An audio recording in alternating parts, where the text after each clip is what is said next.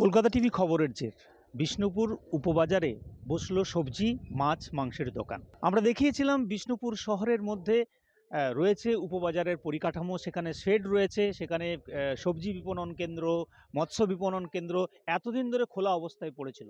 এখানে কোনো বিক্রেতা বা কোনো সবজি বিক্রেতা, কোনো মৎস্য বিক্রেতা, মাংসের দোকান কিন্তু এখানে ছিল না। বিষ্ণুপুর পুরসভার তরফ থেকে বিষ্ণুপুর শহরের রাস্তায় যেখানে বাজার বসতো, সেই সমস্ত জায়গায় প্রচার করে বিষ্ণুপুর পুরসভার থেকে জানানো হয় যে কোনোভাবেই রাস্তার ধারে দোকান করা যাবে না, এবং সেই দোকানদারকে বিষ্ণুপুরের যে উপবাজার রয়েছে সেই উপবাজারের যে পরিকাঠামো রয়েছে সেখানে কিন্তু দোকানদারদের, সবজি বিক্রেতাদের, মাছ বিক্রেতাদের, মাংস বিক্রেতাদের সেখানে বসতে হবে। এবং পুরসভার উদ্যোগেই দেখা যাচ্ছে সকাল থেকে কিন্তু বাজার বসলো বিষ্ণুপুর উপবাজারে। হ্যাঁ, এটা ফাঁকাই পড়েছিল, তাও বিল্ডিংটা হওয়ার পর এখানে শুরু হচ্ছে বাজারটা। আমাদের সুবিধা ভালোই হবে, এখানে হলে কাছে হবে আমাদের অনেক নেওয়ার এখানটার থেকে।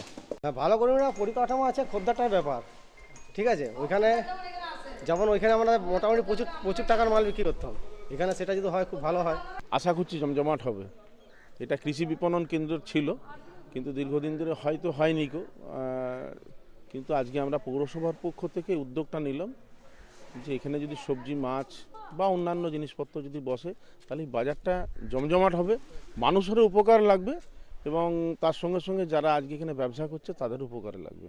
বিষ্ণুপুর পুরসভার তরফ থেকে জানানো হয়েছে নিয়মিত এলাকা এলাকায় প্রচার করে বিষ্ণুপুরের উপবাজার যে চালু হয়েছে তা জানানো হবে ক্রেতাদের বা সাধারণ মানুষকে, যাতে এই বাজারে এসে সাধারণ মানুষজন জিনিসপত্র ক্রয় করতে পারেন।